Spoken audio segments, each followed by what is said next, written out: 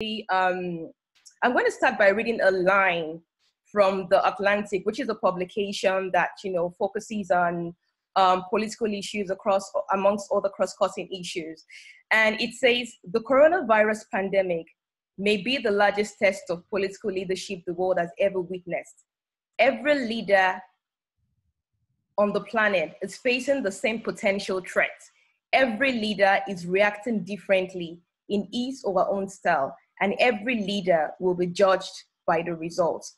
I found it very interesting because it just feels like right now there's sort of like a level playing field to measure leadership. Apologies. So let me introduce our special guest. She is a lawyer and a development expert by profession. And she's actually the executive director of one of the foremost think tanks in West Africa, the Center for Democracy and Development. Thank you so much for joining us, Idayat. Thank you so much. Thank you very much for having me. Thank you. Okay, so women leaders across the world, especially in countries like Finland, Taiwan, New Zealand, Germany, are being lauded for their response, to the coronavirus pandemic. And my question to you is, what are they doing differently? What are they doing differently? Why are we seeing this trend? Why are we seeing this pattern? It can't be a coincidence, right? That you're actually seeing women take the lead this time around. And this is not a game of men versus women. This is a game of actually understanding that beyond that surface that we're seeing right now, there is a depth that we need to really dig into. And I would like you to speak to that. Oh, thank you very much. I think it's very important, and I'm very happy to be alive at this point in time. Yes, it's a very difficult period as we face the pandemic, which is just like World War III, only a biological warfare that is being waged against the coronavirus. But I think there are positives, because while women leaders are in the whole world comprise just 7%, you are seeing that they are blazing the trail all over. We have like 8 women leaders across continents who are doing the best in the world. Even if you take it from the perspective that Taiwan, which is a small island nation, not even recognized by Nigeria itself, is being adjudged to have the best response in the world, according to the Johns Hopkins assessment. And Taiwan is actually led by a woman. And I want to actually delve on Taiwan before I talk on the other, because Taiwan is just less than 100 miles away from China, where the whole outbreak started from. But the same day it started, that they got wind of the fact that, oh, there is a virus that is actually killing people, that people are being infected with. Miss Wan was able to do so much. She started checking the flights coming in. They were adopting all the measures from day one. And that is talking about proactiveness, engagement, leadership in itself. So either you talk about Taiwan, you talk about Germany, you talk about Finland, you talk about Norway, New Zealand with Jacinda Ardern, even Denmark, and Denmark as also inclusive. You find that it's women that are leading. And why are they leading? They are not leading just because of the strategy that is actually being adopted. So they've adopted all the strategy, talk in terms of massive testing, talk in terms of physical distancing, talk in terms of maybe lockdown or all the other measures that other countries have actually adopted. But they are actually leading only because of what they actually exemplify what leadership is really all about. And I'll try to talk about it and pinpoint instances of how they were able to achieve this. So what is leadership itself? Is actually the ability to motivate others. That's when you are inspiring others to actually believe. They have the confidence to actually believe in you, and they are actually following you. And I think this is what this whole response, this is how it differs from the response of other big nations that are actually being led by men. And even as we start talking one after the other, and you look at what a character of a leader is, you will see how it also applies to us as a country. The first thing is transparency. And by transparency, we talk in terms of transparency in terms of communication. So we had Angela Merkel in Germany going over and speaking to our folks. She looked at them, she's a scientist by training, but she looked to all the people and said, she exhibited her fear and said, look, I don't know what is actually happening, but I know that this is a collective. And I know that if we all agree, we are able to deal with all these issues. And if we follow the direction of the experts, those are the scientists who are in the room. You see how this differs. So she's leading from the front.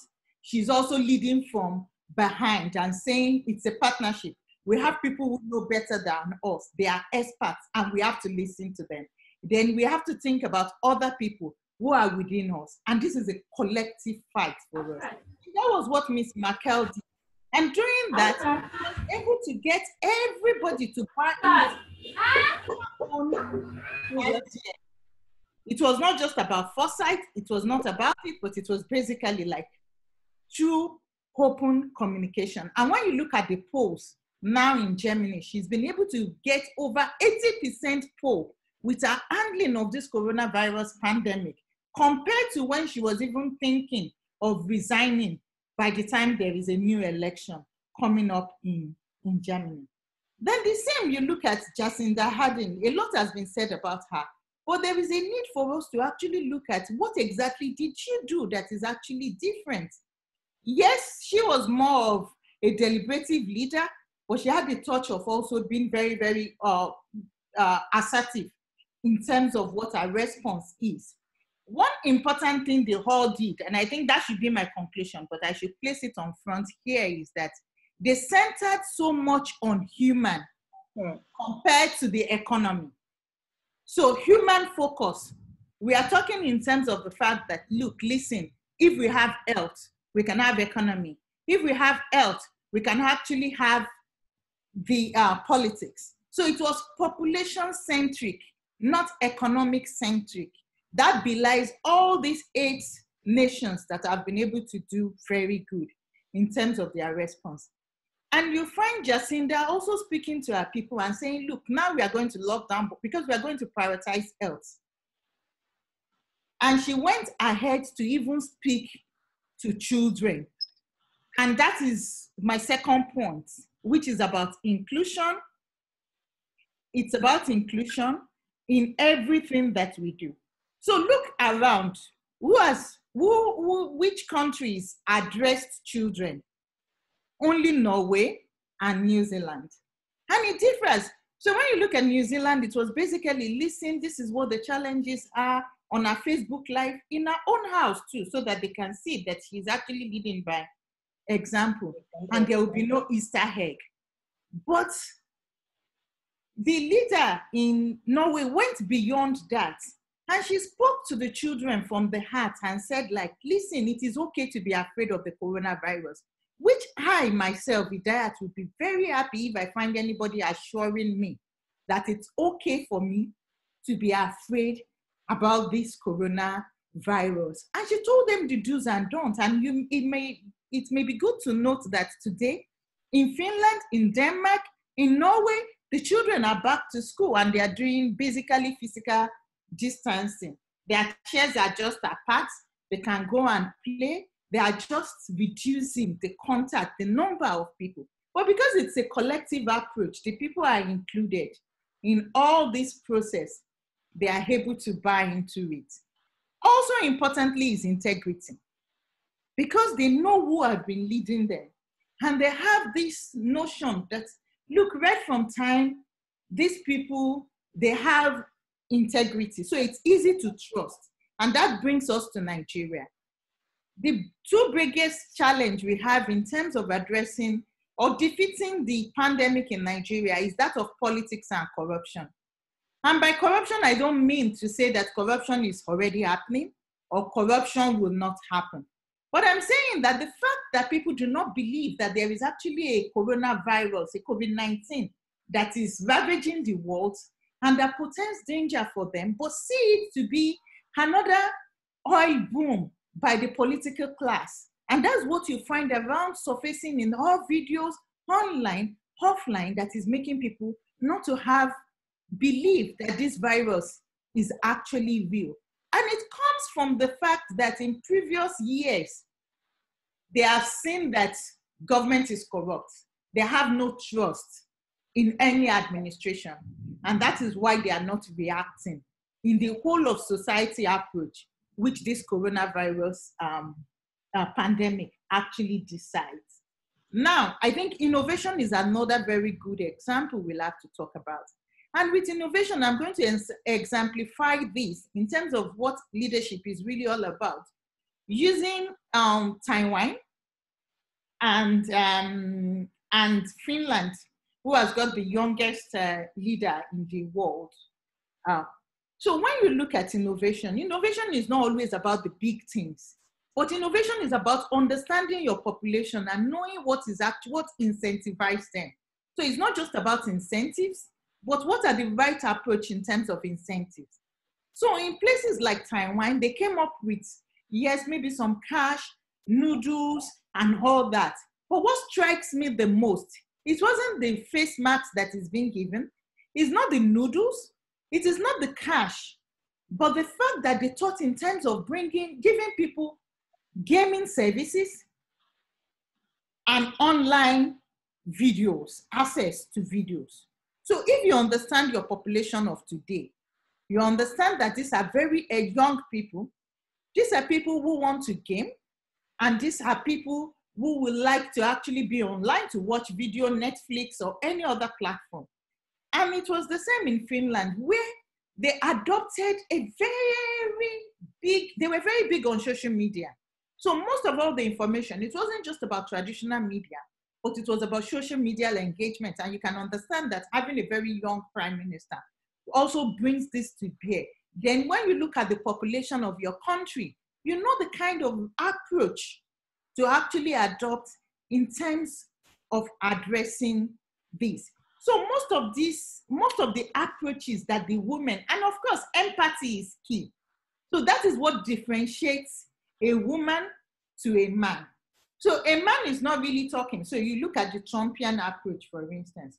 Trump has spoken about it more as a war. In fact, I think I read an analysis in the Atlantic. I try to read it like on daily basis, everything they bring up. So Trump, for instance, in March, there was an analysis that said that in 19 appearances, in 13 he made reference of coronavirus, the pandemic as a war, really. And if it was really a war, the United States of America would not be lagging behind, because they have all the weapons and weaponry to actually successfully thwart it before it has reached such a level. But this empathy in women, this empathy, the ability to say that, look, this is not weakness. This is about honesty. And this is about people. That is why you will think of children as a category to address, youth as a category to be inclusive. And when you look at the bubble that was made reference to by Jacinda Ardern again, that is your small community of young and old. And the same way Miss Merkel spoke about, if you are not thinking of yourself, think of your grandparents. Think of your parents as very important people. So it's about population-centric as against economic-centric. Now laced with all these necessary attributes of what leadership should actually entail. Thank you so much, Idayat. I totally agree with you. I mean, you speaking about accountability, transparency, and, just showing empathy, but also being very decisive and, being very, very assertive as well. And when people think about women, they think about vulnerable people.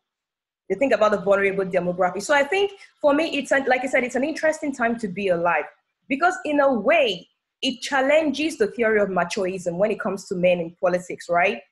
And like you said, Trump is likening everything to war, war, war. But you're dealing with human beings, with people who have emotions, people who are worried, people who are dealing with uncertainties, and unemployment is soaring. So they actually need a leader right now not an army general at the moment. So, I mean, I do agree with that narrative, but just as a follow-up to that question, right? So, is it just because they are women, that's why they're doing this? I mean, would like to understand beneath that, scratching the surface so deep, right? What exactly is making these women, you know, act this way or respond this way? What is making them respond differently from their male counterparts? So apart from empathy and transparency, what can we really take from this in terms of leadership in driving our message forward to really push for the advancement of women's political representation? I think it's basically about democratic leadership. There are different forms of leadership, and it's about leadership really, what a good leader really entails. A good leader is supposed to deliver you there. A good leader is thinking for you. A good leader is making things to happen.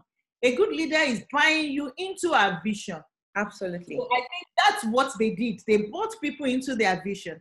And this is a pandemic that requires a whole of society approach. So even if you test the way Iceland has done, who also have a female as their leader. So 5 of the Nordic countries, 4 out of the 5 have female leaders in the Nordic. She had tested the most, which the whole world is now using as a basis. So it's about foresight, and it's about knowing the right thing. Is actually what is becoming very obvious is that women are better leaders. And it shows you that these are leaders that really understood their population. I think the plus is that they were not just good leaders, they were good leaders. What does a good leader stand for? That's why they have all those characteristics which they brought to bear. And they did not just bring it to bear. I think, and I believe they have actually been doing that since they have been in office. It's only that as the whole world is now becoming very, very attuned to it, we are all seeing it that, oh, so maybe this is what has always been happening in their country. But we never had this pandemic that is making us to see them as best examples, because we look onto other clients, maybe the United Kingdom, of course, France, and the United States of America as who our models should actually be. And the work here for us is now to leverage on the good work that has been done in Taiwan, that has been done in New Zealand, in Germany, in Norway, in Finland, in Iceland, to make people realize that, look, women can actually be better leaders and why they should actually vote women. So this will be answering the kind of questions people ask us. When I say, oh, during elections, you have to vote a woman. They'll be like, oh, but what can a woman do? Mm-hmm. Don't you know you'll be too tired? In terms of war, can they lead us to war? This is more than a war in terms of shooting gun. Absolutely. This is a war that has been able to make politics to go behind the scene. This is a war that has actually dwarfed the world economy. Which war can be bigger in our whole lifetime than this coronavirus pandemic? So I think it's for us to actually leverage on it.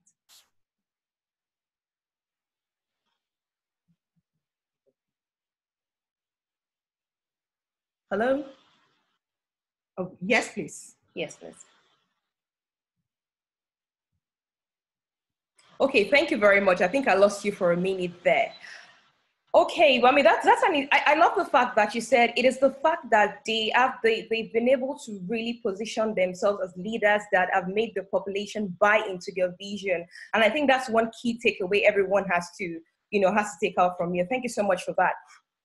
I'm going to go straight to my second question. So, I mean, there's been a global push for equal representation of women across board since the Beijing 25. Yeah, there's been very little achievement. Like you said, when you compare it to the fact that women make just about 7% of world leaders, which is a very low one, given that we started this, formally like 25 years ago, when all nations started to come on board to push, the gender equality, and to push gender equality. However, we've just seen very low adoption. Now, how do you think comparative responses to the coronavirus pandemic by men and women political leaders will shape the conversation on gender equality and women's leadership going forward. In some articles that bring people like, oh yes, now is the time. Now we feel like people are going to listen to us. Now is the time for us to actually really amplify our voice on the global stage. But it's just beyond talking now. It's about actions. In your opinion, how do you think this would really push on the advancement of women's political representation and equal representation across board globally? I think that the coronavirus is bringing us somewhere else. I see a comment here, which is actually very useful, that we must take cognizance of and directly related to your question. It's not just about leadership, political leadership, or leadership. So somebody is writing here that women comprise the bulk of the frontline health workers shouldering this strenuous responsibility of addressing the coronavirus pandemic. And that is very true. So in the medical field, both doctors and nurses, there are huge women. Take Africa, for example. There are 14 women ministers for health across the continent. We have almost 50 women ministers also the same way. The head of WHO in Africa is a woman. The head here in the country officer here in Nigeria, she's also a woman. So women have been actively involved in this response mechanism. And if we are going to be saved, we will not be saved without women. They are already saving us, really. So how do we change it and start talking in terms of equal representation? I think that equal representation is not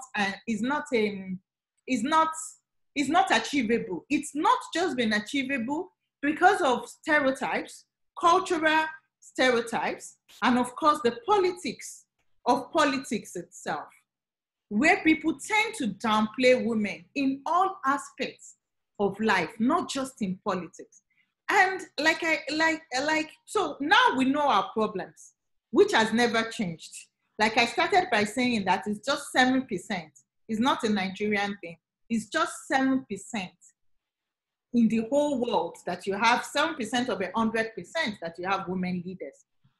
But how do we use these 7% who are doing fantastic work, who are not even causing more problems and saying that all purpose that is being tested, test positive for coronavirus, or if you sniff menthol and hot water, you will be cured from coronavirus, or drink bleach and all these mediocre suggestions that are further aggravating the response or by the frontline workers.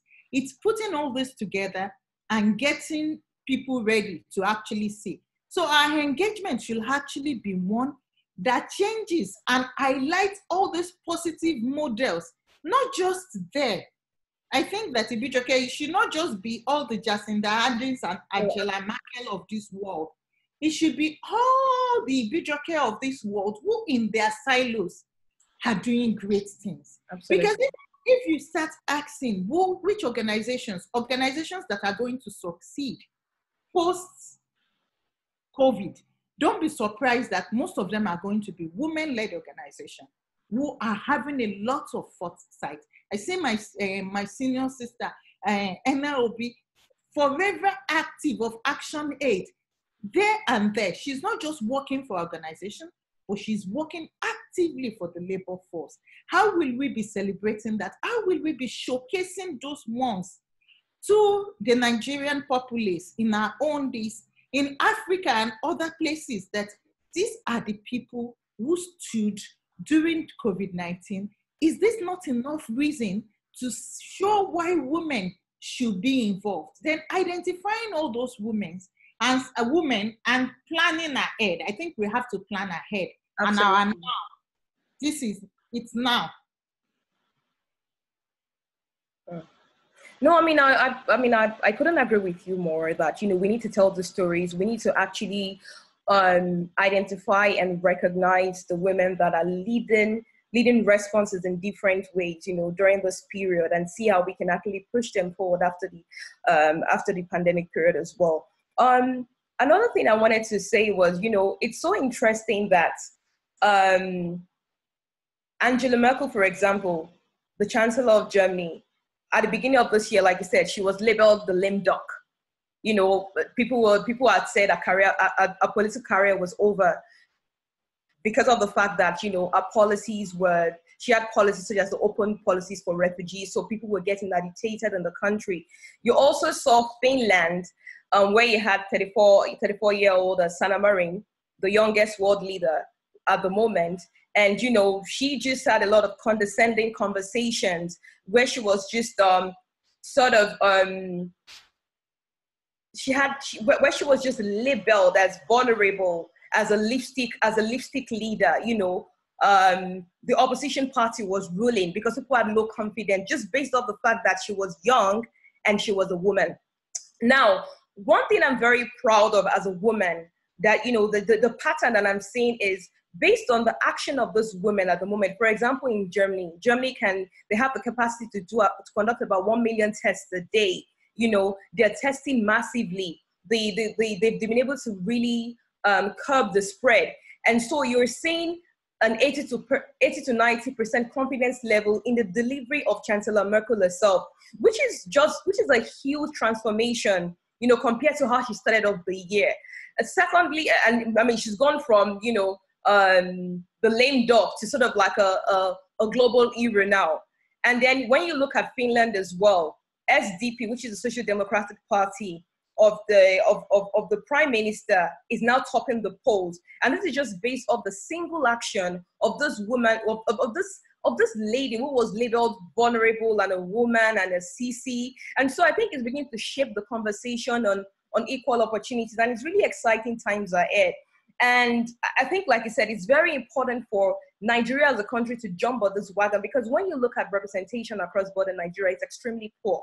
I mean, look at our lawmakers, it's extremely poor. Are we supposed to have gender balanced budgeting, gender balanced policies, if we do not have a governance system that is reflective of the society, which is men and women? So I think, I mean, this is a very interesting conversation to have. Now, so, I mean, as you know, primary healthcare in Nigeria is very poor, to be very direct, almost inaccessible for a lot of people. The decent healthcare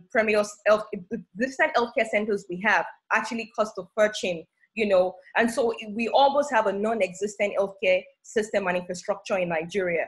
In addition to this, Nigeria is also the largest contributor to infant and maternal mortality rate in the world. Now, as we're prepared, like I said, now is the time. You know, the mistakes a lot of Nigerians make is waiting 6 months to election, 9 months to election before we start campaigning or before we start pushing any particular mandate. But we need to start now. And as we prepare for 2023, which is in less than 4 years actually, what is the significance of women's political leadership to the socio-economic development in Nigeria? Why must people understand? I mean, what is it that people need to understand? Why do we need to get more women into elective office? Why is it that we don't need to fight so much for people to understand the significant, the critical importance of electing women into office and the implication on the socioeconomic health of the country? I think it's so easy. It's first about no us without us. Yeah, no us without us. Because listening to you, I just keep thinking. So on the voters' roll during the last election, we had almost a 50-50. So let's say just less than 2%. And in some states, our analysis at the CDD even showed that women were the bulk of voters. Absolutely. In some states of the federation. While the men were able to lead with just more than 2% overall. So if we comprise the significant voting force, and also the same translates in terms of population of the country, we have to change the narrative. So I think our campaign will have to be multi-focused. The one that focuses on women should have to be different from the one that focuses on the general population, because we're dealing with different issues. Absolutely. So like you put it, how do we get gender budgeting? How do we get the healthcare system to actually work for us when we have infant mortality, maternal mortality rate as one of the highest in the world? And who are the most challenged? Men do not give birth. Yes, they are part of the birthing process, but they don't go to the labor room to give birth. But it's the same people who come with each elections and they make promises to us. Then who makes the law? I think elective office is very important. Yes, we have the gender policy in terms of the gender policy and having people in appointive office. All well and good. It's good. That is good. But we shouldn't be fighting just to be ministers. What we have learned from this pandemic is the importance of health itself. And our campaign should even be focusing on health to everybody, that when you don't have health, it's only health that can bring down the economy. It's only health that can bring out politics. I'm sure as Nigerians now, we are not hearing APC, PDP anywhere. Exactly. Yeah, nobody is talking about it. Everybody is just talking about coronavirus. Yeah. And if we bear the brunt of all those challenges, then as women, we have to vote each other. We have to contest for elections. And by elections, we are talking in terms of the legislative office, where totally now we have just over 5% at the National Assembly. And even our analysis shows that across the states, how many do we have? Very few. In some states, they don't have a member of House of Assembly who is a woman. And this has been successive. It's been successive, for instance, in the Northwest, in the Northeast, and in the North Central. Things are improving, but it's not like it's improved. Even in the likes of the Southwest, where we used to be deputy governor, you have seen that there is actually been a reduction in the numbers of people. So how many of such, less than 6 deputy governors? We don't need to be deputies again, because if we are qualified, if we have the Okonjo-Iwealas of this world, the Obieze Kwesili, different women, the Amina Mohammed, different women doing different things at all levels, these women will have to be, and that is the women campaign, which is different if we are starting from now. But there is a whole of society campaign, because women alone can't do it. And you even find that some men are more supportive of women than even women. How do we make them to change the stereotypes? And how do we start engaging them to see that, look, with what is happening in the world, there has to be a total change. And this total change will not just be done by sensitization in terms of engaging political parties. It will have to be done by way of some laws, like they've done in Kenya. But it's not just enough to have women there in the room, but we need women who are able to stand for women and children, and who are able to be good leaders, like the women we are seeing in the world today, leading this war against COVID-19.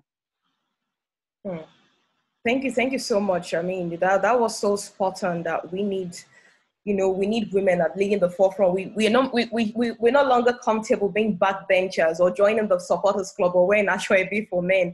I actually think that, women are underutilized in the country. We have so much potentials within us. You're seeing women rise in the private sector. However, when it comes to polity, we've still fallen very short of representation across board. And it's our hope that going into 2023, we actually have a lot of capable women run for office. And like you said, it's very fundamental to have women support women. Very fundamental. So we're hoping that we're going to start having different, even the private sector, women from the private sector support women as well. Because at the end of the day, when this gender-centric policies are made, it cuts across. It helps with ease of doing business. It helps to lift the healthcare system. It helps to lift education. And at the end of the day, it leads to a more robust economic outlook for the country. Now, just to follow up on that particular question and your insightful answer to that, how do we lead communications going into 2023? Given that at the moment, so you've got the very literate people who are uninformed. You've got people at the grassroots who are politically aware, but are not really informed as well. Now, how do we manage this sort of communication? Who are the critical stakeholders in ensuring that, we can project women the right way, that going forward, during this pandemic era, and even after the pandemic era, we can sort of articulate the current problem in the country in terms of the poor healthcare system and its implication, and how that, has also sort of ignited the numbers or pushed up the numbers of the coronavirus pandemic. How do we know? Where do we start from? What do we do in this regard? I think that's what strategic communication is really all about. And I'm reading another comment talking about private sector, which you've already also been led by women. So we have the Flying Doctor, we have Life Bank, we have all this initiative.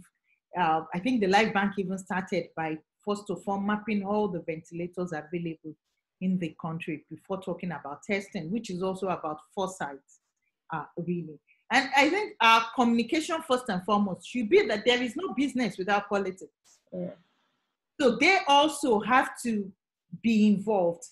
And it's not, this job is not just for us in the development sector, which is one of the challenges we've been having, because it's been so much, our communication is not good as it should be, because it's been very development sector focused, where people will just say, oh, we are going to be buying people in, we are going to talk to this, we are going to do all those kind of engagement we have done in previous years. One thing that is obvious is that our engagement since 1999 does no longer speaks to the reality of today. And for it to speak to the reality of today, it has to be very broad and expansive. It has to have other actors on the table, particularly the women in business and other business people who are able to invest to support women. But by communication, we are talking in terms of strategic communication. And strategic communication for us it's quite broad to and expansive. But for me, I refrain from all these development sector approach. I think that's what has got to change. And mapping who our influencers are, if we really want to get there. So necessarily now to have more women in politics, Idayat Hassan can do very good work talking at the policy level, engaging and influencing, and working with the political parties to achieve this.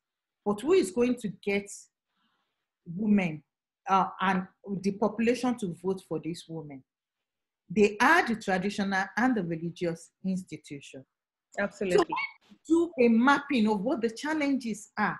The challenges is not just about money politics, the way we frame it. The challenge is hugely about stereotypes. This culture that even the women themselves, they just want to dance. They are even very good at ward level. We saw what happened in Kogi, the ward leader, who was killed, the woman. You saw it, she must be very powerful and active for them to kill her and burn her in her house. That's what in terms of her power, her organizing strategy, and what she actually means to the People's Democratic Party in that state. How do we start engaging those sets of people? How do we start engaging those sets of people? How do we start engaging those sets of people? That has become extremely key. How do we take our message to start talking in terms of, look, the prophets, who are the foremost supporters of the Prophet of Islam, Muhammad? Who are his foremost? It was first his wife, who was 15 years older than him, who supported him to start the caliphate. His last wife followed him to war. How are we going to change the stereotype for people who keep telling us that Islam does not allow a woman to lead, for instance? How do we showcase what we know from the traditions of the Prophet, even how Islam came to be? How do we start talking in terms of the Efun Shetan and Iwura, the Queen Amina here, the Queen Amina? There are lots of people in pre-colonial Nigeria who have led and who have left very well, who are women. Then how do we take those kind of message to the grassroots in such a way that it resonates with them? The same way a terrorist will use the historical arguments of the past that was very beautiful, rosy, to get more people recruited to his extremist ideology. I think we have to start looking at all the recruitment strategy, including of that, and look at it as a way to recruit folks. And influencers are not the big people. Influencers can be that woman on your street that is selling pepper. She can get a woman to be the candidate in her ward if she supports that woman, and she will get women to vote and men and young people to vote for that person. So it's this. I think it's time we have to go back immediately to the drawing board, do our analysis. As our manager, because of the problem with.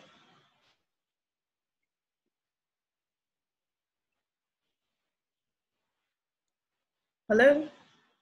Hello, yes. Yes, okay. Okay. I mean, thank you so much. I mean, that was very spot on. So before we go to the last two questions, I'm going to open the, I'm going to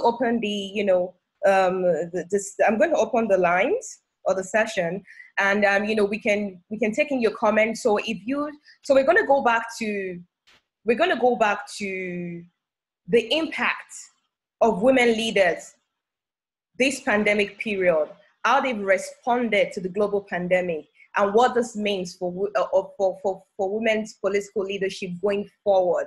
And so if you'd like to say something, if you'd like to drop a comment or also like ask any questions, please raise your hands and I will unmute you so that you can talk.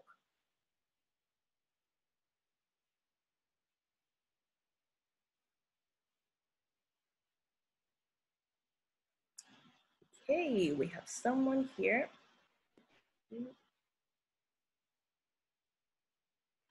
Okay, Lukman. Thank you very much.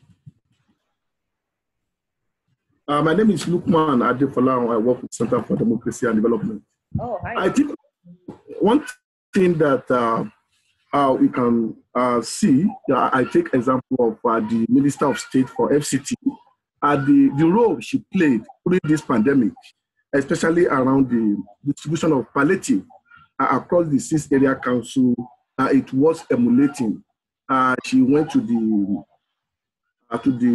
NYC orientation camp where the FCT palliative was taught. She monitored the process up to the ward level. She took a leadership role in constituting the committee that delivered the pandemic to the vulnerable groups across the 6 area council. She has demonstrated that we have women that can do it better in Nigeria. As you look at that, the 6 days of the distribution of palliative in FCT, she went around the 6 area councils by herself, and she monitored the distribution. Even she came on here to explain the procedure to the FCT residents so that they can also play active role, not leaving the role only for the government to do, which really, to some extent, the real supposed to receive the palliative got it. And we believe we can sustain this. It will really have more impact, especially during this period. That role exhibited by the FCT Minister of State is commendable. During that period, she came out to follow up with the distribution. I think that is my contribution for now. Thank you so much. Thank you so much for the comment, Lukman. Thank you so much. Okay, so I'm going to, Fabia, yes, please.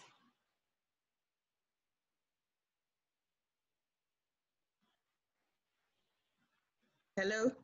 Yeah, hi, Fabia, yes, Hi, okay. No, so I just wanted to contribute to the conversation around, beginning to probably showcase some of the women who are also leading, the various efforts around, even locally, essentially, and sort of buttressing the points that we spoke on earlier, and that's, I think Lukman just alluded to. So many food relief, particularly food relief efforts and care efforts in terms of frontline work are being led by women, as we've said, and the private sector organizations have really been at the forefront of doing their bit. So organizations and groupings like COVID, WIMBIZ, Project ARC, myself, I work for an organization called WISCA, Women in Successful Careers, Tammy of Life Bank, the Young Presidents Association, people like Falalawi, and there's so many, are all sort of doing their bits in the private sector. And these institutions are actually being driven by women. So majority of the relief efforts essentially seems has been, an umbrella that has been supported by women. I think it's just to begin to actively showcase those stories, because nobody's going to do it for us, essentially. So this is the time, I think, and I think that just came out very strongly at this session, and it's something that we should all look into, perhaps in our own various ways, begin to showcase the stories of our own heroes and build up that momentum. So that was just my contribution. Okay. Thank you so much, Fabi. I mean, I agree with. I don't know if you'd like to add to that, Ms. Idayat. Yes, I agree. I agree, really, and that was why I said that even at the end of the COVID-19 response, most of the businesses, everything you are going to see that will not be really challenged will be led by women. Because this is about focus, this is about foresight, this is just about the fact that responsibility also. I think there is this spirit, a sense of responsibility that a woman exudes, that a woman takes as parts and parcel. So many people try to denigrate it by calling it motherly, they are this. But while they denigrate it, it's an attribute that women exuded, they've exhibited, and it's been a plus. And being focused, really. Because a woman is always focused. They go like, just we know what our end goal is, and we are going to get there. No, I agree with you. And also speaking to what Fabio said, I think it's very important that, in terms of pushing for women's political advancement, it's important that we actually take stock of what is happening right now and see, how we can influence the media to actually report about, and not just report that Life Bank is doing X, Y, Z, COVID is doing X, Y, Z, Project ACT is doing X, Y, Z, but also they need to position the faces behind this initiative so that people start understanding, when it comes to things like this, women are leading the fight. Women are actually, women are championing the cause to ensure that, we are neighbors keepers, and that we're trying to provide alternatives to cushioning the economic effect of the pandemic. So I think going into 2023 is very important to sort of push on this information, even at the grassroots level, because a lot of them are aware of these organizations, right? But are they aware that they are women-led organizations? Do they understand that in this time, right, in this time of great need, that a lot of women are actually stepping up as nurturers, as enablers, ensuring that, they're actually the ones that are helping them get through this period. So I think it's important for us in our little ways through our platforms to actually promote these. You'll be surprised how much this kind of messaging will go a long way, and how this can change behaviors and also challenge stereotypes, especially at that grassroots level where we have a lot of voters. So I'm going to, oh wow, we've got a lot of people that have things to say. So Joseph Onale, you have the floor, please.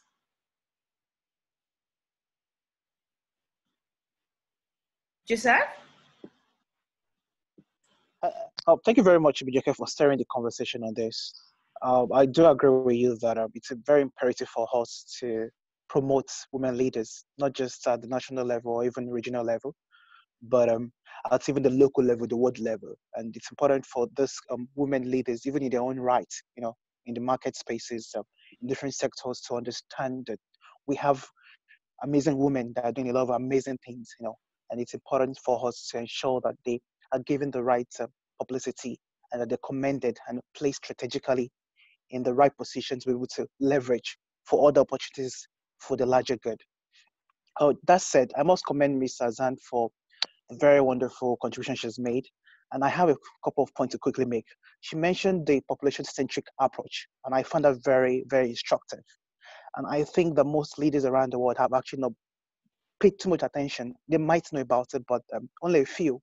Or as she's rightly mentioned, in the case of Finland, and she's also rightly mentioned even a couple of other nomadic countries as well. So, but the point basically is, the takeaway from that conversation for me is that it's important for all leaders to understand that at the center of all policies, at the center of all decisions, is first the people. There's this saying in South Africa called Ubuntu, and it says, I am just because you are. Woman is a test of all things, with the measures of all things. Whatever policy you're making, whether it's COVID, whether it's public health emergency related, whether it's a long-term future plan for people, no matter what you are, whether you're government, an organization, even in the family, society, in religious places, people are the measure of all things. People are the test of all things.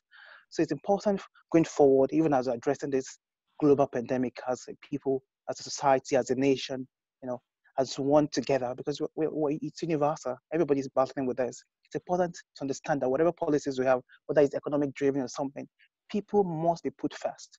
People must be placed as priorities. They're not second thought after the economy. No, they come first before the economy. And that's why the approach she discussed about the Finland approach is very commendable. And I think I'll recommend that to other people. I also just like to have that this conversation we're having is a very important one. And if possible, we can issue some sort of communique or a statement or a memo after this, capturing the essentials that have been discussed, and this, because it's something not just for the national level, for even around the world, for other country leaders. We need to make policies that will affect people, that can shape the future, because the truth is things are no longer be the same after this whole COVID issue. So it's imperative that we have people understand what issues are at stake and are able to listen to some of the recommendations even discussed on this webinar, because I found them very, very instructive, and I think it's something we should look further into. But thank you so much for the wonderful job thus far. It's been a very insightful, engaging, and a very enjoyable conversation. Job well done. Thank you so much. I don't know if you want to comment, Madam Idayat. Okay. Okay. Thank you so much. Thank you so much, Joseph. We'll definitely, follow through with your recommendation. Our team are definitely taking notes, and we'll definitely be releasing the communique from this conversation. So I'm going to take 2 more questions so that we can go to the last 2 questions. And right now, Biodun, you have the floor.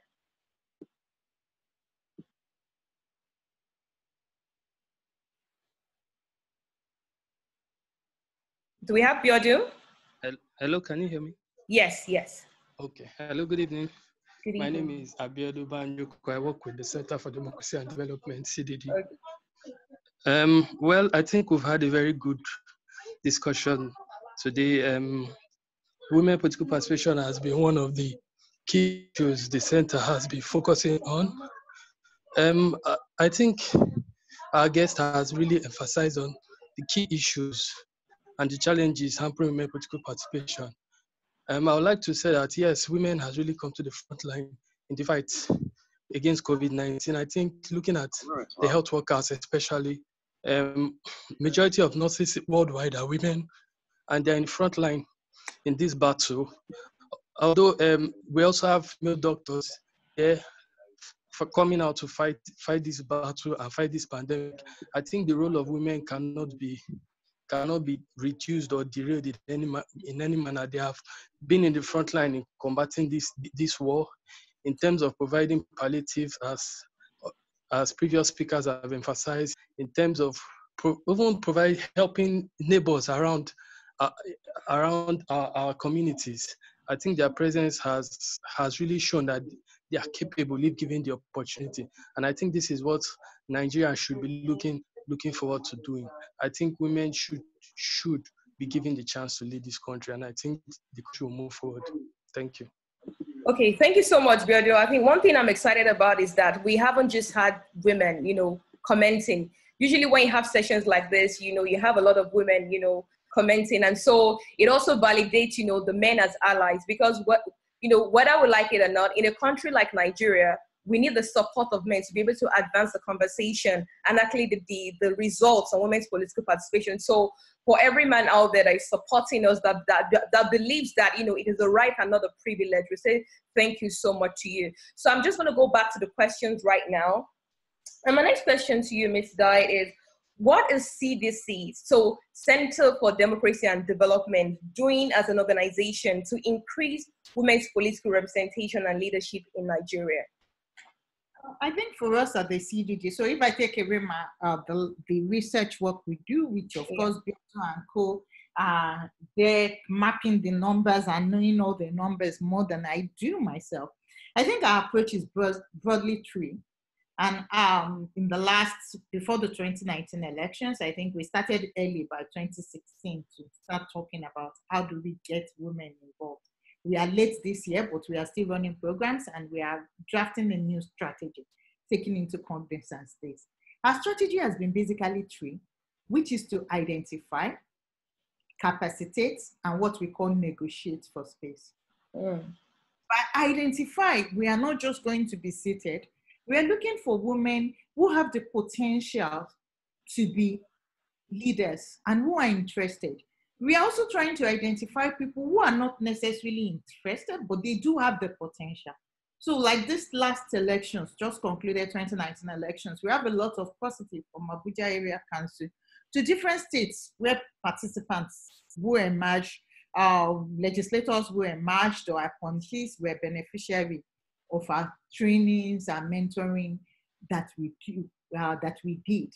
So we identify and we take it very, very easy, difficult, very, very serious, that identification, because that identification alone is a database to even give to partners when they are looking for the Ibijoke who might not necessarily have access to them, so that we have a multiplier effect. Absolutely. Then we build capacity.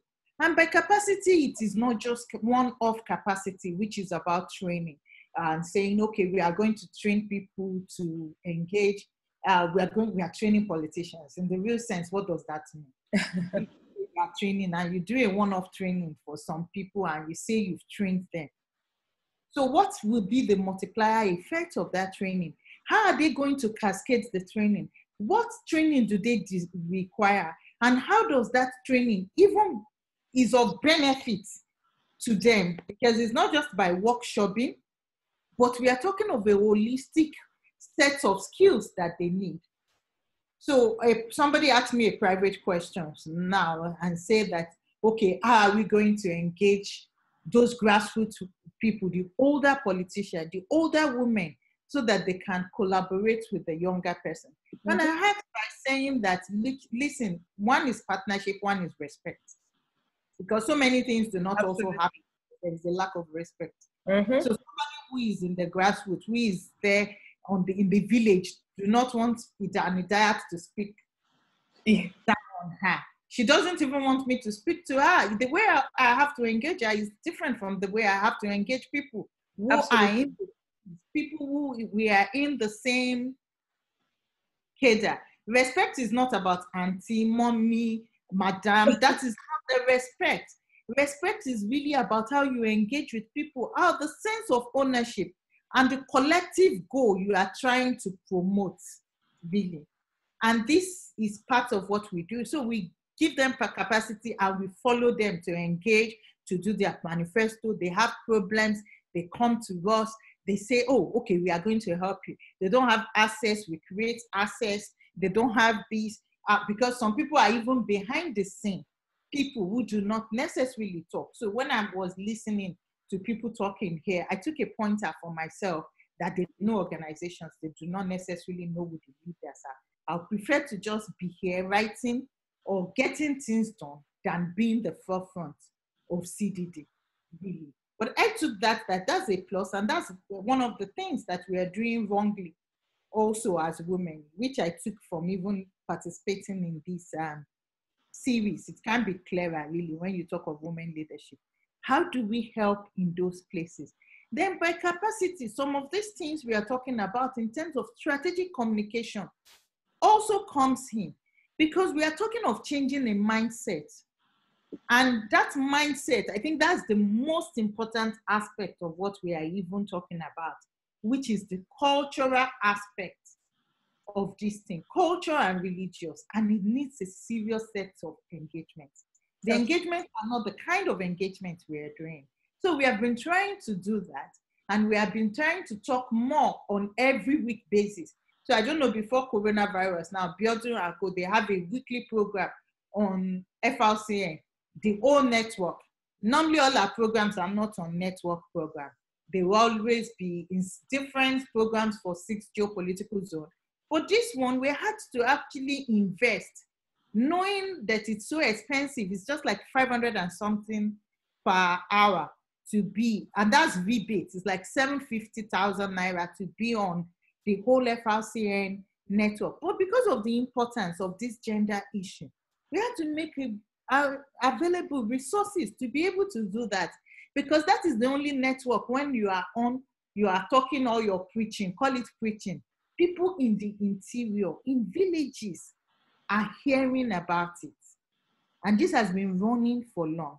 Now, negotiate is very important. What we do most of the time is we sit behind the fence and we just be making all our things and thinking that it's going to work. It's not going to work. Yeah. We have to negotiate with the parties. We have to engage with them and say, okay, now that we don't have affirmative action, how many slots are you going to give us in these elections? And you see that it's already happening with PDP. They're trying to do that to be like, okay, for their, call it their own good. Yes, it's political view, but how are we engaging the process and ensure that from the ward level upward, they are trying to have this kind of affirmative action in the parties. We are ensuring that the right women are getting into those offices so that they can engage for us.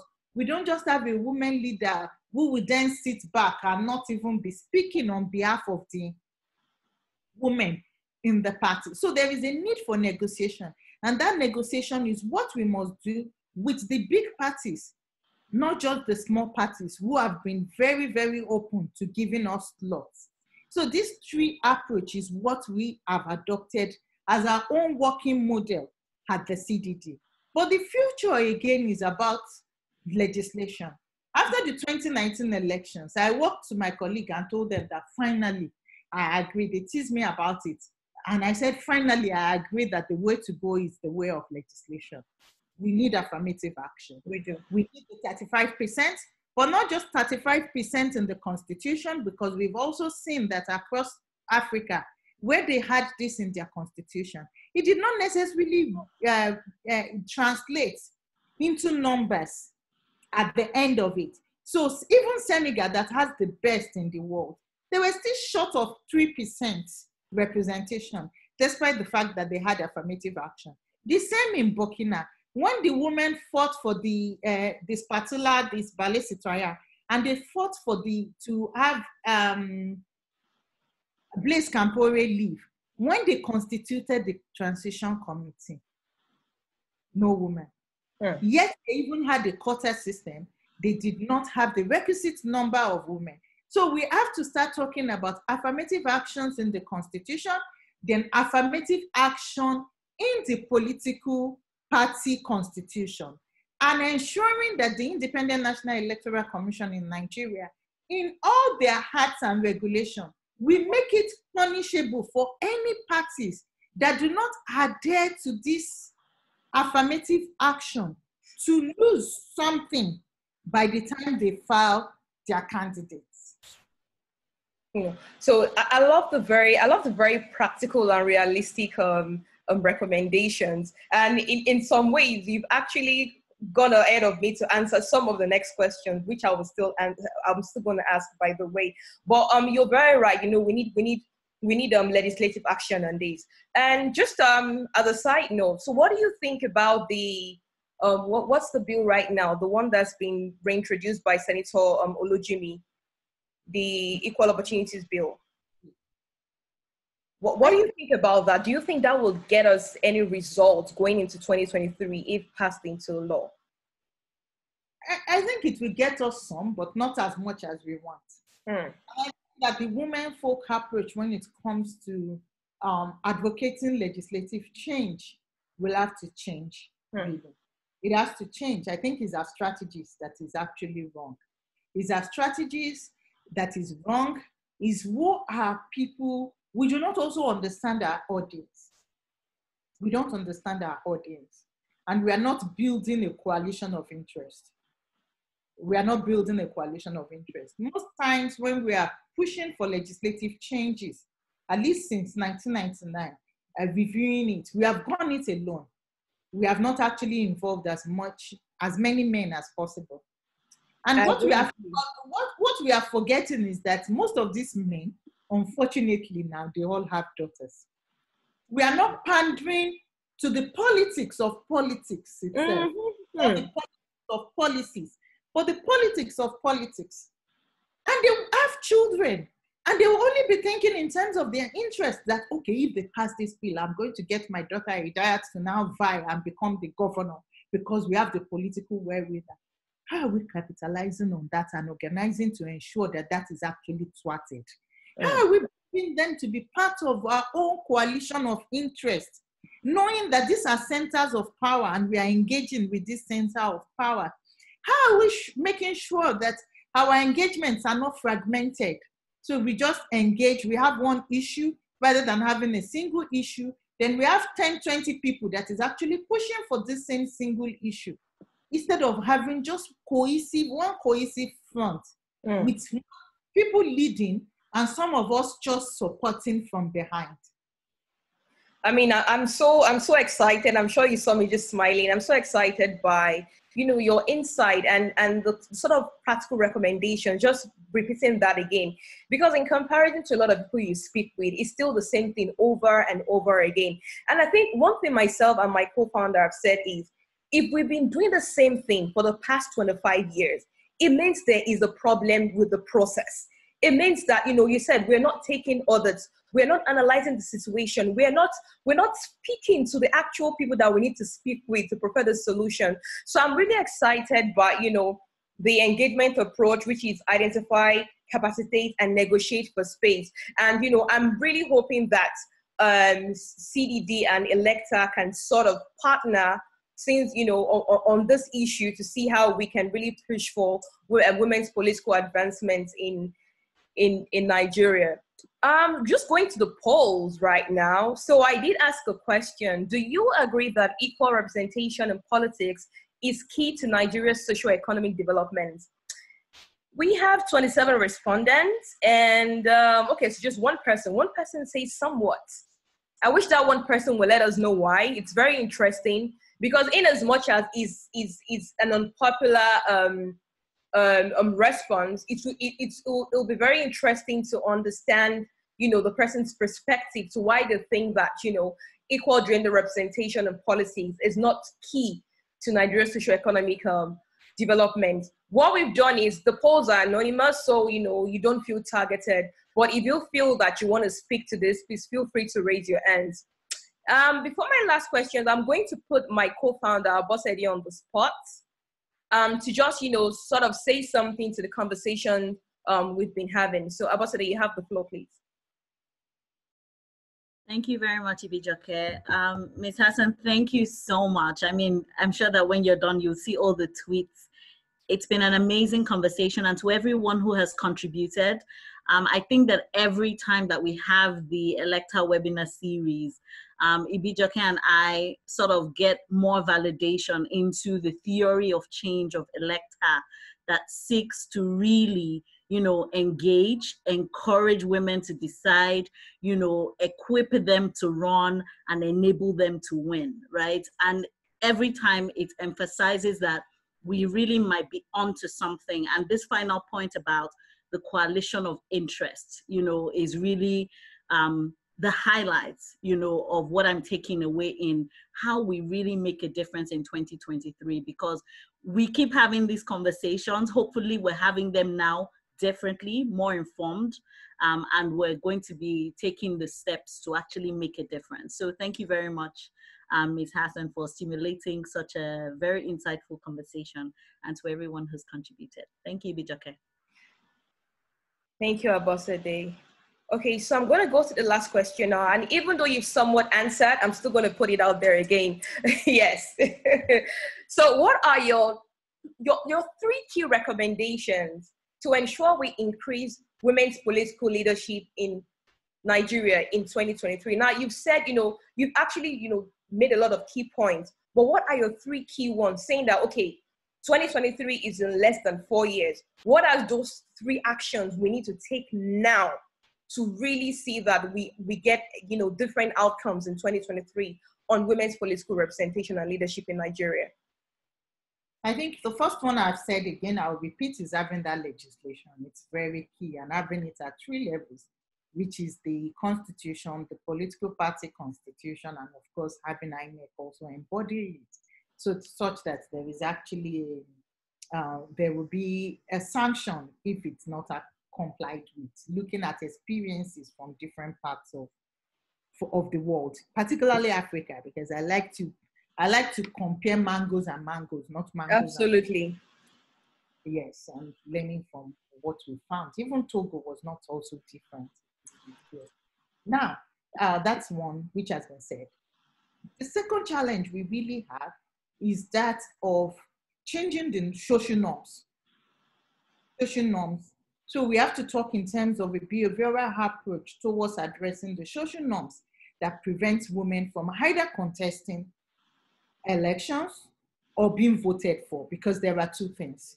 So I give myself as an example. Growing up, I had only 2 ambitions in life. Okay, maybe 3 now, but 2 big ones, ambition. I wanted to be a lawyer, and I said the next thing is I want to be the president, the first female president.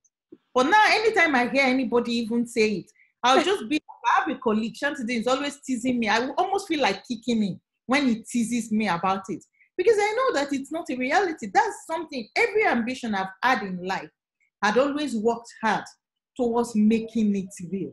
But that's something that I gave up on long ago. Some are, and for a fierce person who is very, very focused and always liking to achieve what she sets out to achieve, like myself, to just cancel it outrightly, not even, like I can't even be in politics, like I can't be a counselor, like I can't be, not because it is dirty, not because of all the reasons people have. So you can really understand what the challenge really is. So our challenge is not just to change mindset of people to vote women, support women, but our challenge is to get more women actively involved in politics, vying for elective offices. So I want to say now, and looking at what happened with Ibijoke in 2019 elections, there might also be an impetus for other women not to be involved in politics without not even looking in depth into what has happened, without not even knowing half of what transpired. But because when they look at her, she's a role model. She's a role model to girls. She's a role model to women. She's a role model to even men. But not going through, that alone might be like a minus, without people really understanding the constraints and the reasons for our pulling out, which was based on principles too, and which I completely agree and I support, because integrity is very key. Very key. Very key. So we have to mobilize women to change that social norm that nothing will happen to you. If you can succeed in running 30 people, it means you can succeed in running 118 million people. You can run your community. You should vie at all levels. So that's key. Then the mindset approach, that social norms, that social cultural thing where people ask that, why should a woman be leader? I still don't understand. Why should a woman be a leader? Are you not supposed to be cooking? Or they stigmatize all female politicians as prostitutes. Or once you even exhibit that interest, they say, oh, you want to enter, you want to engage, you want to start engaging in prostitution? Those kind of cheap blackmails that we continuously fall for. How do we change it and make people understand that women has got intellect? That even if as parents, if we continue to say that women, when you have a girl child, your girl child is very kind, is the kindest of your children, who you can rely on in your old age. As families are now investing in the girl child more and more than they used to, they are also encouraging that girl child to engage in politics. I think that's the biggest part of our work. How to vote a woman, how to accept a woman as equal, how to accept women as leaders in our institution, in our society. That is a very huge work, and getting women involved. Then I think the third will be our coalition of interest, which should be at all levels. And that is about finding our centers of power. And our center of power should be at the grassroots level, should be in our churches, should be in our mosque, should be in homes, should be in the universities, which is fast disappearing. And I think that's the greatest job we have to do. Because if we don't continue to have this, beyond saying just mentors, mentors, mentors, how many real mentors do we even have? How many people are doing different kind of mentorship? How many people, they just say mentor, people do not even know the definition of what a mentor is or how to go about mentorship. But is that identification of potentials, which is also key by center of those influence, center of power, and this is key. So when I look at myself as an example, from the university, it was just some sets of professors that just came and said, oh, my Idayat, we think that we see something for you. And at every point, they followed me. And it's the same way you find the President Obasanjo was busy doing with the cohort of his people. And it is that way that we must do at all levels. And it is the same way we can engage constitutional change, changes in our political party constitution, and any form of change that we are having. It must be one that comprises men and women, young and old, persons with disability, all categories. So by women, you are even talking about young women.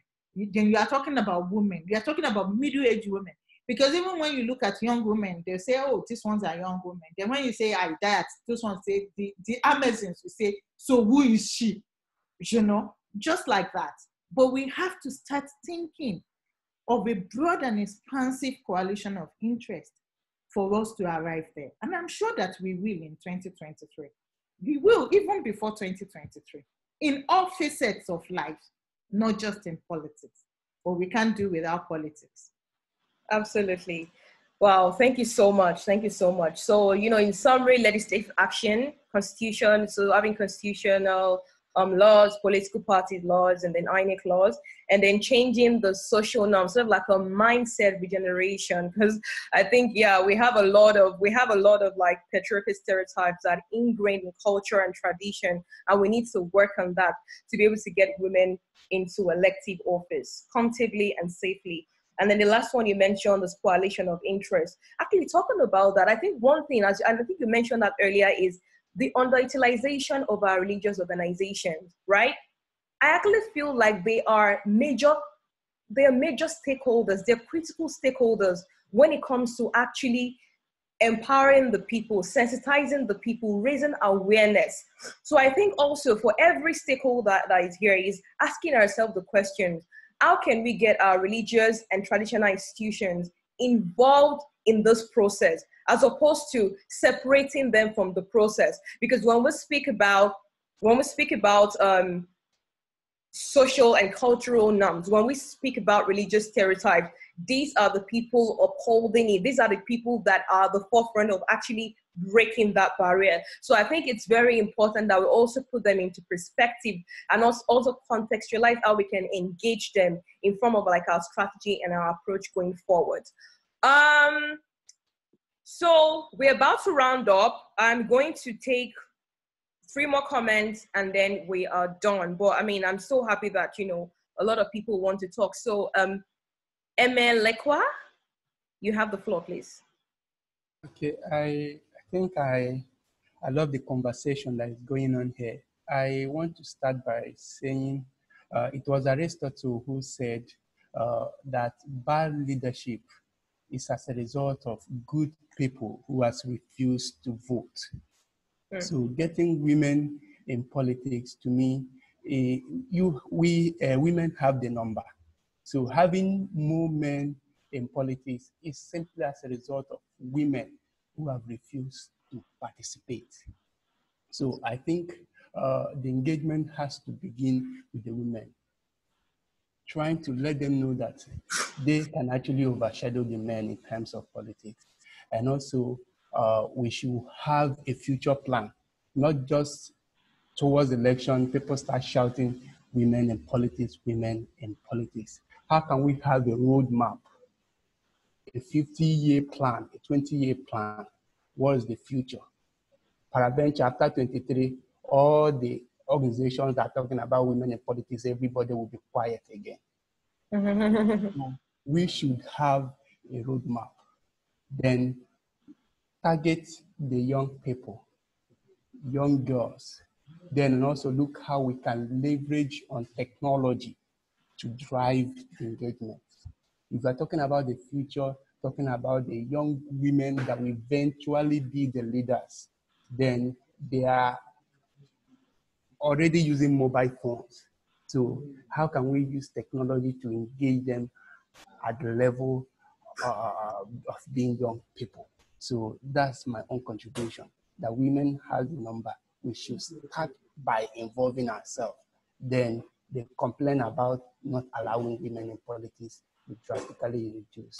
Then talk about having a roadmap. Not every a year to election, 2 years to election, we start shouting. So there should be a roadmap to this. That's just my little contribution. Thank you. Thank you. I feel like Ms. Idayat wants to say something, because I sort of like saw a smile on your face, a smirk on your face at some point. I'm very happy to find that this conversation has got people keep coming in, people keep exactly going out. Well, what is very important is that the men have proven to be very active participants in this meeting. So for me, I'm very happy. And it tells me that there is actually a future, because normally I just think maybe it's my colleague. So they lead a man leads a women project, supported by another man. So it's more of, because we say it's he for she, and absolutely, you should go out there and push. So I'm very happy to see that it's not just in-house, in a CDD thing, but more and more men are involved, and that is why we have to tap on them, really. I couldn't agree with you more. All right, Audrey, please, you have the floor. Hello, good evening, everyone. Hi, Audrey. So thank you so much for putting this together. And since I joined ElectHER, I've been really trying to navigate, how to really understand how we women can really come in. But I would say this very episode has given clarity, on what next steps should be. So on that note, I would just like to, accelerate more on really the power of, the religious body or institution. And personally, I had that kind of experience, with my mom. And I was like, this is really serious. So of course, everybody had the experience of having like forwarded messages from elderly people and their parents. And you're like, no, this is not true. Debunk this. This is the fact. And I would tell you that the only correct information my mom forwarded was from the church. And it occurred to me that, hey, oh my God, imagine how many people would have gotten this information. And in as much as I really say, the church is this, and I decided to start listening more, to even the religious institution, how they talk about issues regarding COVID. And they are highly influential, no matter how small the church is or big the church is. It's a huge factor. So I just wanted to buttress this, so that we can kind of take it home. I think it's really a huge factor we cannot take out of it. I remember the first week of the lockdown. The people that were giving us the real issues were not the big churches per se. They were the tiny churches on the streets, in the clothes. If we can get those ones to come on board, we will easily reach those grassroots. The small mosque, the ones that they don't have even doors and windows, just the roof. They will help us pass this message. But it gave more clarity today. Thank you, Mrs. Idayat Hassan. And I've been fortunate to be in the forefront of leadership in small groups, one way or the other. But oftentimes I get this fear as well as to, I don't want to fight the way they fight. I don't want to be the bulldog. I don't want, how is the best way to navigate this? Even if, I'm seen that way. I don't want to be used as a tool. I want to be able to stand and represent something I believe should represent the most. So it kind of gave some clarity that sometimes you don't also have to be in the front to fight, but you have to be the face, but also understand how to work with people behind the scene. Thank you very much. Thank you, Audrey. Harriet Lucky? Yeah, Harriet. We have less than five minutes to go, so yes, Harriet, please. Hi, good evening. Good evening. Okay, the little contribution I have is, we've talked so much about women being involved in this, but I believe we're not doing much. Let's leave aside the talking and do more of the doing. Okay, thank you, Harriet. Thank you. The second to the last person, Hamza. Hello, Hamza. Hello. Yes, Hamza. Yes. Can you hear me? Hello? Yes, we're with you, Hamza. Okay. Good evening, everyone. Thank you so much. I must admit, my name is Hamza Ibrahim, by the way. I work with the Center for Democracy and Development, CD. I must admit that I have really enjoyed this discussion because while this discussion was going on, I had to actually send a text message to a lady friend to join. Unfortunately, she replied to say she was actually busy. She couldn't do that because she was actually doing something very important. But why I sent her the text message was the fact that she contested for an election in 2019. She was a very prosperous, vibrant young lady with all the potentials to give her contribution for societal development. But unfortunately, I have this problem. How can we actually overcome this problem? I mean, political men in politics ganging up against young women who have potential, who are prosperous, who can contribute positively to the development of our societies. But in most cases, I have seen this happen. Men will gang up against young ladies who have all it takes to be good leaders, and this has been the problem for many years. So my own problem, my own concern, I truly believe if women are really given the opportunity, they will take us to the level, to the next, level that we can actually be proud of our societies. But I'm sure this has been a problem that right from the political parties, from primary level, from every political mobilization we've been facing, because I've been in one way or another involved in all these issues I'm telling you. So how can we get rid of this problem? Men, ganging up against future leaders, young women who have potentials, who have everything, to take, to develop our societies, to contribute effectively, in building our societies. For me, actually, this is something that I really want to see actually addressed as far as 2023 is concerned. And I must thank my director because she has actually cured me of a disease. Her own talk has actually alleviated all the problems I have been thinking. I wish many young women, political aspirants, have had the opportunity to listen to her talk about this. This will have really inspired them to a great extent. And I wish, ElectHER will continue to hold series like this, because I'm sure they will go a long way in impacting positively, in particularly the young ladies who have aspirations, in politics. Thank you so much. Okay, thank you so much, Hamza. I don't know if you want to say one or two things, Ms. Idayat. Yes, please. So I think what Hamza has raised a very big issue, what we have also learned, and I think my own experience is always like, maybe because at the CDD, we say one thing, we say that we are not just influencing policy change, we are influencing policy change through research. So that's our work. So we do an analysis of what has actually happened, understand our situation, then move forward.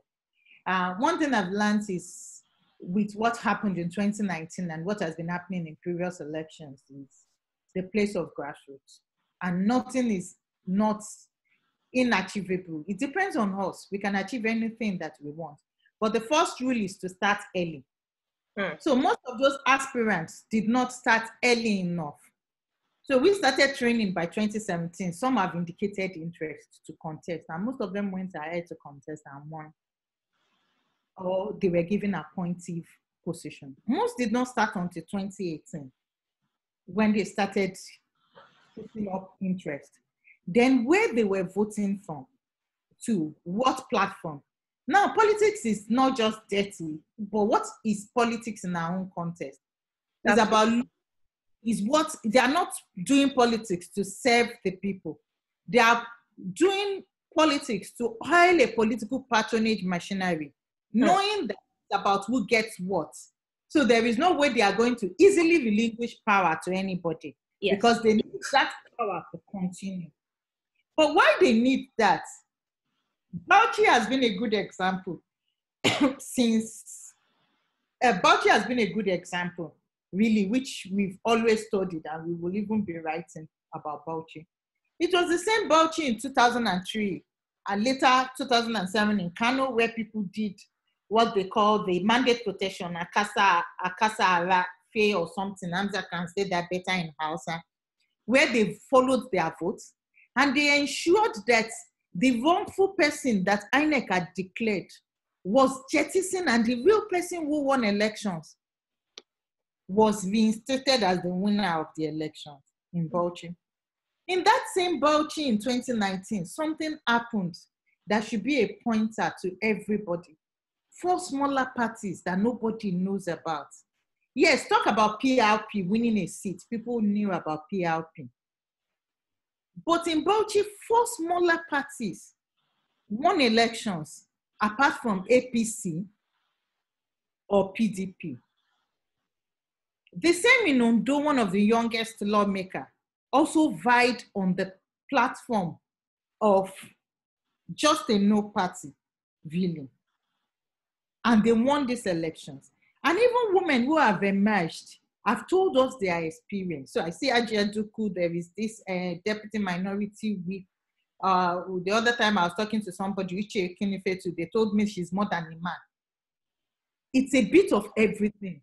But what do we need? As women, there is nothing that a woman gets on a platter of gold. Nothing. So being the director of CDD, if I put myself in position, I don't get anything on a platter of gold because I do not belong to the men's club. I get everything through hard work and understanding and being a step ahead. So all the women that are going to be contesting in 2023 should start their work by now. It's not by APC or PDP or any party giving them tickets. It is about their constituency. It is even about using this COVID-19 as a platform to build where people will know you and you have a social capital. So people don't just vote. It's not everywhere that people vote for primordial sentiments that we say, oh, yeah, because we are giving them 1,000, we are giving them 2,000, we are giving them 3,000. Don't forget that if our 1,000, 2,000, 3,000 has been working, political parties themselves would not have come with see and buy, which is once you give them evidence that you voted for them, they are now going to pay you. Unlike before when people were collecting their money and we say, take your money, take their money and vote your conscience. It's because they know that people were not voting. That's why they went a step ahead to say that you have to show me evidence of your ballot that you voted for me to give you the balance or for me to actually pay you that we've seen recently. So if we start understanding that, and we are looking at what is happening today in today's world, and we are taking the message. So our COVID-19 message is not just about COVID-19 and people should wash their hands, people should save, keep safe, do physical distancing. No. From COVID-19, are people to see the value of good leadership, which has been mentioned countless of times during this webinar by other contributors. So how are women already planning and using this to be the ones even calling people, sending SMS? Are you keeping safe? It's not just about money. If you understand the psychology of a Nigeria, it's not just by money. And if you understand the psychology of a grassroots person, who are the biggest and the potential voters when you do a disaggregation of votes cast in elections, you will understand that there are people who want to be respected. There are people who want to be loved. There are people who want to see that, look, you are my leader. Have anybody ever bothered to wonder that it's only in northern Nigeria, on consistent basis, you will see that a legislator will go back home. They are going to stone the legislator. Then the rate of turnover is very, very high. So if you understand the fact that they don't just want money from their governor, they don't want money from their elected legislators, but they want them to consistently come home and engage with them. How are we making use of those platforms alongside other issues that we have raised to get to navigate some of these challenges that we have? So it's about believing in ourselves, and it's about doing more, like our contributor told us, doing more than talking all the time. Yeah. So we have less ideas. So I am a person of 1 out of 10. If I get 1 or 1.5 done, it's still a pointer than doing nothing. Thank you so much. So the last question, I'm sorry we can't take any more questions after these. Adayat? Yes, thank you. Thank you very much for this rich conversation. I know the issues are pretty complex and beyond COVID.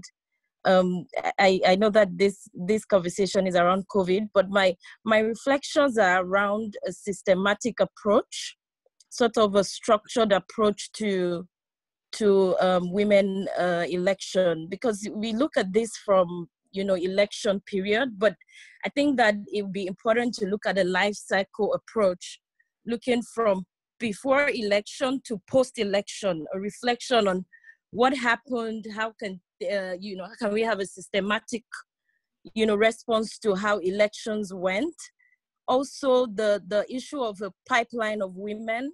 Do we have a pipeline of women leaders who are ready to take on, with very strong backgrounds, who are ready to take on leadership? And is this pipeline being constructed? It's not just stumbling on women, but sort of deliberately having a pipeline of women that can be readily called on to take on leadership positions. Also, the issue of champions. Do we have champions in senior government officials, male champions, for example, who can then champion this cause? Because we need to also